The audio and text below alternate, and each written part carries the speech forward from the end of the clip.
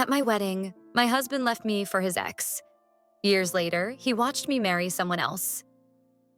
I never thought I would tell this story. Not because I don't remember it, but because some memories are so painful that just closing my eyes is enough to make the tears fall. My name is Claire Bennett. I'm 32 years old. I'm an anesthesiologist living and working in Boston. My life mostly revolves around overnight shifts, the sound of ventilators, and moments where life teeters on the edge of death. I'm not someone who dreams often, but when it came to love, I used to believe. I used to think that if two people truly loved each other, if they worked through everything together, then things would eventually be okay. I used to believe that Nathan Carter was the man meant for me. We met during a hospital renovation project. That day, I had just finished a 30-hour shift. My head was foggy. My hands were shaking. I accidentally spilled coffee all over his design plans. I apologized nonstop. But he simply smiled and said, "If you can still look this beautiful when you're exhausted, I can't imagine how radiant you must be when you're rested." I laughed, thinking it was just a polite joke. But the next day, he came back, and the day after that. He started bringing me coffee every morning, leaving little notes in the pocket of my lab coat, and taking the time to chat with me during short breaks between cases. Loving Nathan felt as natural as breathing. He wasn't flashy. He wasn't romantic in a fairy tale way, but he was present in the calmest, most reassuring way. When I was tired, he simply sat beside me in silence. When I failed, he didn't console me with words. He just held my hand tightly. And when I doubted myself, he was the first to believe in me and remind me of my worth. 3 years passed quietly, but meaningfully. Nathan proposed to me in the garden behind the hospital, where we used to have lunch on busy days. There were no candles, no flowers, no cameras, no crowd. Just a simple, gentle question. "Will you walk through the rest of life with me?" I nodded. And we started planning a simple wedding filled with love. On the wedding day, the sun was soft and the wind was light. My mother teared up while helping me fix my veil. My best friend smiled brightly as she handed me the bouquet. I walked down the aisle lined with white flowers and saw Nathan waiting at the end. His eyes looked at me as if I were the only person in the world. We exchanged vows. We kissed. We danced our first dance in the warmth of the music and the echo of clapping hands. I thought everything was perfect. I thought I had a family. Then his phone vibrated. He looked at the screen and his expression changed drastically. I thought he just needed to step out and take the call. But when he leaned in and whispered, "I have to go," then turned and walked out of the reception without saying another word. I knew something had happened. I didn't get the chance to ask. Didn't get the chance to hold him back. I just stood there, frozen, as the laughter around us faded and the guests looked on, confused. I ran outside to look for him, but his car was already gone. And that was the last time I saw him. For a very, very long time. I went home still in my wedding dress. I sat on the sofa, didn't turn on the lights, didn't play any music, didn't remove my veil. I stared into the darkness in front of me and didn't even know where the pain was supposed to begin. I didn't cry out loud. I didn't scream. I just sat there, silent for what felt like forever. Every call, my mother, friends, relatives, I let them all go unanswered. I didn't know what to say, and honestly, I had nothing left to say. No one knew where Nathan had gone. He didn't answer his phone. All his social media accounts disappeared. Even his closest friends couldn't reach him. It was like he vanished from the world. I kept asking myself, did I do something wrong? Was there something in me that made him unable to stay? Was the love I believed in never truly enough for him? I packed everything related to him into a box. Inside was a letter, dated the night before our wedding. I knew Nathan had written it for me, but I didn't dare open it. I was afraid that I'd read something I could never forgive. And worse, that the reason had nothing to do with me at all. 7 years later, I found myself standing in another wedding ceremony. Not in a church, not in a fancy garden, but on a quiet little beach near Cape Cod. I wore a soft blue dress, my hand holding tightly to the man standing in front of me.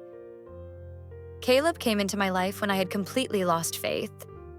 He didn't use poetic words to reach me. He simply stayed. Even when I pushed him away. Even when I went silent. Even when I doubted everything. And he still stayed. When I said I do, I saw a figure standing far off in the distance, watching quietly. Thin, sunken eyes, clenched hands. Nathan. He stood there, didn't come forward, didn't call my name. But I knew he was crying. And this time, I didn't cry. Because finally, I had learned how to choose the one who stays and forgive the one who left. Not because he deserved it, but because I deserved peace. After that wedding day, I was never the same. Life moved forward. But I didn't. I did everything like a machine. Morning at the hospital, evening at home. Those long night shifts were the only thing keeping me from falling apart. When I was busy, I didn't have to think. When I was exhausted, I had no more tears left to cry. I never told anyone what really happened on my wedding day. I just said Nathan left. People assumed we had a fight. Some whispered maybe he found out something that made him walk away. But no one knew. That I didn't know either. And that was what drove me insane. I tried to find out. I called his mother, his friends, his coworkers, but everyone was confused. No one knew why he disappeared. The more I didn't get answers, the more worthless I felt. Why wasn't I worth the truth? What did I do wrong? Why me? On late nights, I would stare into the mirror and ask myself those same questions, not to find answers, but to remind myself that I still existed. 3 months after the wedding, I moved out. The old apartment still smelled like his cologne, held the little things he had bought for me, and the wedding photos I hadn't taken down. I couldn't take it anymore. I needed a new space, a different kind of air. I started saying no to gatherings. Friends stopped calling as often. Some said I had changed, some quietly walked away. But I didn't blame them. I had disappeared first. I was no longer the radiant, cheerful Claire they once knew. I had become a different version of myself. Quiet, guarded, always keeping a distance from everything around me. There were days I sat in my car for hours, parked near the ocean, just watching the waves. They rolled in, then pulled back. Again and again, predictable. Like things you can't hold on to.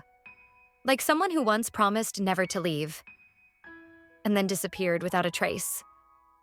One night, while working a late shift in the ICU, I received a new patient, an 8-year-old girl named Emily, who was suffering from severe pneumonia complications. When I stepped into the room, the man sitting beside her bed looked up. He had tired, deep-set eyes, but his gaze was warm. His name was Caleb Miller. He was Emily's father. Like me, he had lost his spouse 3 years ago to cancer. He was raising his daughter alone while working as a nurse at a hospital not far from ours. We exchanged a few words about Emily's condition, her treatment plan, and then left it at that. But somehow, every time I walked into that room, I felt like I could breathe a little easier.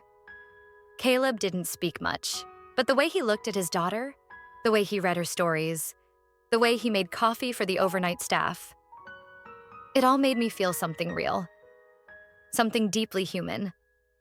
I didn't think much of it at the time. Just a quiet sense of gratitude. That for the first time in a long time, I could breathe without it hurting. One morning, while I was checking Emily's ventilator, she looked up and asked me, "Miss Claire, why do your eyes look sad?" I froze. I never imagined a child could see that. I asked her, "Why do you think I'm sad?" She said, "Because my daddy's eyes looked like that too, after Mommy died." I didn't know what to say. That night, I stood outside her room for a long time. I watched Caleb hold her hand, helping her fall asleep. And once she did, he quietly stepped out and sat in the hallway, right next to where I was standing. We said nothing for a while. Then he spoke. "Emily told me, you're sad the way I used to be." I smiled gently. "She's very observant." He nodded. "I don't know what happened to you, but I think I'm not the only one who's ever lost the most important thing in their life." I looked at him, and for the first time in 7 years, I said it out loud. My husband walked out on our wedding day. I don't know why. He never gave me a reason. Caleb didn't ask any further questions. He just stayed silent. And in that silence, I felt more understood than anything anyone had ever tried to say. I didn't think Caleb and I would become anything more. At first, all I could offer him were short conversations in hospital hallways, a few shared coffees after shifts, and soft questions like, "Are you doing okay today?" But then Emily got better. She was discharged, and I no longer had a reason to visit that room. I thought it would end there. But Caleb called. He asked if I'd like to join him and Emily for dinner. Not a date. Just a thank you. I hesitated for a long time. I was scared I couldn't open my heart again. I thought I'd live forever with my old wounds, but then, the night before our dinner, I looked at myself in the mirror. And I realized I wasn't the abandoned bride from 7 years ago anymore. I was Claire, a woman who had once fallen but was still standing, still listening, still able to smile. And I wanted to try again. This time, for me. My feelings for Caleb didn't come all at once. They came slowly, through conversations about books, movies, and little things that only people who have been broken know how to treasure. He never asked me to tell him about my past, and I didn't ask much about his late wife either. We let the past stay where it was, and learned how to live in the present, together. Emily loved me from the very beginning. She had a gentle, thoughtful heart, just like her father. I'd never had children before, but the first time she hugged me and called me Miss Claire, I knew. I wanted to be part of their world. 3 years after I met Caleb, we moved in together. It was a small house in the suburbs, with a sunny garden where Emily could grow flowers and raise cats, and where I could start writing again. Not to complain, but to heal. I still hadn't told Caleb everything. I used to think I'd tell him when we got married, but the closer that day came, the more anxious I felt. 1 week before the wedding, I went back to clean out the storage room of my old apartment, where I lived before I met Caleb. Among the dusty boxes, I found the one I had used to keep everything that once belonged to Nathan. At first, I wanted to throw it away without opening it, but something inside me, maybe curiosity, maybe a pain I had never truly named, made me sit down and open it. And I found the letter. The letter Nathan wrote to me before our wedding, but never sent. The paper had yellowed. The handwriting was still clear. And I read it. Every single word. "Claire, if you're reading this, it means we've already gotten married. I'm writing this to confront a feeling I haven't been able to say out loud. Last night, Sarah messaged me, after 2 years of silence. She said she left because of her own mistake, and that she wanted to see me one last time before everything changed forever. I didn't reply. I didn't want to ruin anything, but I'm still scared. Not because I still love her, but because I'm afraid. I haven't completely moved on. I'm scared I'm not worthy of your love. Scared I'll hurt you. Scared you'll realize I'm not as perfect as you once believed. But Claire, in the end, I still chose you. I chose our family. I chose the mornings when you sip your coffee and frown at the bitterness. I chose the times you snap because of the pressure. Because all of that is you. And I promise, when I stand in front of you tomorrow, I will no longer hesitate. I read up to that point, and I couldn't hold back my tears. He had been scared, but he still chose me. So, what made him walk away on our wedding day? I put the letter down, my heart heavy. Part of me wanted to fold it back and put it away, the same way I had buried all my feelings. But another part of me refused. I needed to know. I deserved to know. I searched for the old number of Nathan's mother. I had saved it once, but never called. I pressed call. My hands were shaking. Her voice was just as I remembered, warm and soft. "Claire, is that you?" I was speechless. It took me a moment to say, "I'm sorry for calling out of the blue. I just have one question." We talked for nearly half an hour, and in that conversation, I finally learned the truth. Nathan's ex, Sarah, had messaged him on our wedding day. She told him she was pregnant, that the baby was his, from a time they had seen each other during a trip he claimed was to visit family. Nathan was shocked and afraid. He didn't walk out of the wedding because he chose her. He walked out because he believed if there was a child, he couldn't turn his back. He left out of duty and guilt. But the truth was, there was no baby. Sarah had lied. She used fake ultrasound images, photoshopped test results, all to deceive him. Nathan's mother had found it all out after she discovered the messages while he was going through a breakdown. My son had to undergo therapy for a long time. He never forgave himself, and he didn't dare contact you. He thought you hated him. I didn't know whether to cry or to remain silent, because all the pain I had waited so long to understand turned out to be so simple. One message, one wrong decision, one lie. And it changed my whole life. I hung up the phone, my hand still trembling. That call felt like lifting a curtain from a part of my memory I had tried to forget. For 7 years, I had asked why, and now I had the answer. But strangely, instead of relief, I felt heavier than ever. I sat in my car for a long time. It was dark. The streetlights blurred behind the fog on the window, and my mind was spinning with nameless questions. If Nathan hadn't received that message that day, would we be living a different life now? If he had told me, could we have faced it together? If he hadn't chosen silence, would I have hated him for all these years? That night, I didn't go home. I messaged Caleb and said I needed some time alone. He didn't ask anything. He just replied, "I'll wait." I drove back to my old apartment building. Someone else lived there now, but I stood outside for a long, long time. I remembered walking into that place in a wedding dress, sitting on the floor among unopened gifts, my tears already dried, and my heart utterly hollow. I remembered telling myself, if one day he ever came back, I would never forgive him. But now, knowing the truth, I wasn't so sure anymore. I met Nathan's mother the next day. She had aged, but her eyes were just as gentle as they once were. She hugged me for a long time, as if trying to embrace all the silent suffering I had endured over the years. "Would you be willing to see him?" she asked.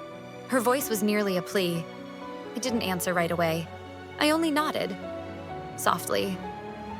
Not because I was ready to forgive, but because I needed to see him, one last time, to say the words I never had the chance to say. Nathan lived in a small apartment near the edge of town. When I stepped in, I saw him sitting by the window, looking outside, his shoulders slightly hunched, a cold cup of tea in his hand. He heard the door open, turned around, and that gaze was still the same as all those years ago. We didn't speak for several minutes. Silence wrapped around us. Only our eyes met, trying to bridge the gap of 7 years. Finally, he spoke. "I'm sorry. I didn't cry. I didn't yell. I just asked, why didn't you say anything?" Nathan looked at me for a long time before answering. "Because I was afraid you wouldn't believe me. Because I couldn't forgive myself." Even if you forgave me, I didn't think I deserved it. I pressed my lips together. You have no idea how many years it took for me to forgive myself, for thinking I wasn't enough, for believing I wasn't worthy of staying. He looked down. I continued. If you had told me from the start, maybe things would have been different. But you stayed silent. You left me alone, on what was supposed to be the happiest day of our lives. I took a deep breath. I don't hate you anymore, but I can't go back either. I've built a different life. I've learned how to stand again, how to love again, how to trust someone else, someone who never left. Nathan nodded slowly. I know, and I'm glad you found that. You deserve it. We sat a little longer. Didn't say much, just quietly closed a chapter that had been left unfinished for too long. As I was about to leave, he said, "Thank you for coming." I turned back and said softly, "Thank you for finally telling me the truth." That night, I came home. Caleb was sitting on the front steps, one hand holding a warm cup of tea, the other clutching an old book. I walked up, sat down beside him. He looked at me, didn't ask anything, just reached out and held my hand. And I held his back. Not because I needed comfort, but because I wanted him to know I was truly here. And this time, I wasn't going anywhere. 1 week after I saw Nathan again, Caleb and I got married. We didn't have a big wedding. No stage, no extravagant dress, no large crowd. Just me, him, Emily, and a few close ones. The people who had stayed with me through the years, no one else knew I was hurting. We held the ceremony on a beach, the same place where Caleb and I had taken Emily for our first outing together. The breeze was soft that day, the sky clear, and everything felt strangely peaceful. When I walked up to him in a simple white dress, I chose myself. The way he looked at me made me forget everything that had once broken me. Not because I no longer remembered, but because I knew. I had walked through it. I used to think my first wedding was the peak of happiness, but now I understand. Happiness doesn't come from perfection. It comes from the ones who stay, even after everything has fallen apart. Caleb never promised he wouldn't make me cry. He only promised that if I did, he'd be there. And I realized, sometimes presence is the greatest form of love. Emily was the one who gave me the ring that day. She had secretly picked it out with Caleb 3 weeks earlier. As I knelt down so she could slip it onto my finger, she whispered, "I always knew Miss Claire was part of our family." I smiled, said nothing, but my heart swelled, filling the quiet spaces I had long buried. After the ceremony, Caleb and I didn't go on a honeymoon. We spent the day cleaning the house, making a simple dinner, and looking back at the photos from that day. And in that moment, I realized this was happiness, not loud, not dazzling. Just two people who, after everything, still chose to stay. A few months later, I received an envelope. No return address, just familiar handwriting and a short line. "Thank you for letting me end with light, not darkness. I wish you happiness." Inside was a photo from our old wedding and a hand-drawn sketch of me standing with Caleb and Emily on the beach, holding hands. 3 silhouettes, but one family. I folded the letter and placed it in a drawer. Not to forget, but to remember that the past can stay as long as it no longer hurts. Sometimes I still dream about Nathan. Not in sweet dreams, not nightmares either. Just a quiet dream, where two people who once loved each other deeply sit together, in silence, without pain. And when I wake, I turn to find Caleb sleeping beside me, still holding my hand. I smile, because this time, the one who stayed is the one I chose. Sometimes the hardest thing isn't forgetting someone. It's forgiving yourself for having loved them too much. I used to think that in order to move on, I had to erase the past. But the truth is, the past doesn't need to be erased. It just needs to be placed where it belongs. behind you, where you can look back, smile, and keep walking forward. Thank you for staying until the end to listen to my story. A story that maybe, somewhere in your own way, you've lived too. If you're holding something in your heart you can't let go of, if you still carry wounds no one can see, please remember this. You are not alone, and you deserve a better chapter. This is her side of the story, where we tell stories from the perspective of those who have been hurt, those who have fallen apart, but in the end, chose to rise again and love once more with a braver heart. If you saw a part of yourself in this story, stay with us, because there's always a place for you here, in the most honest slices of life.